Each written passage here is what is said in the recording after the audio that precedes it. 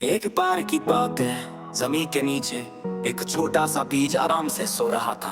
उसके चेहरे पर प्यारी सी मुस्कान थी। वो छोटा जरूर था पर उसके दिल में एक बड़ा सपना था। एक दिन बड़ा पेड़ बनने का सपना। एक दिन सूरज चमका और बीज की नींद खुल गई।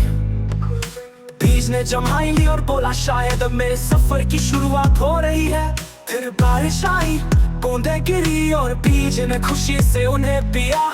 वाह, ये तो मेरी ताकत बढ़ा रही है, बीज ने मुस्कुरा कर कहा। धीरे धीरे वो बीज अंकुर बन गया और मिट्टी से बाहर झांकने लगा। फिर एक दिन तेज हवा चली, अंकुर डर गया। घर में गिर गया तो मिट्टी ने उसे सहारा दिया और बोली, डरो मत, मुश्किलें सबको आती है, तुम मजबूत हो।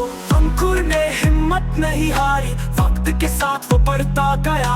उसकी जड़ें गहरी हुई, पत्ते बड़े हुए और एक दिन वो एक खूबसूरत पेड़ बन गया।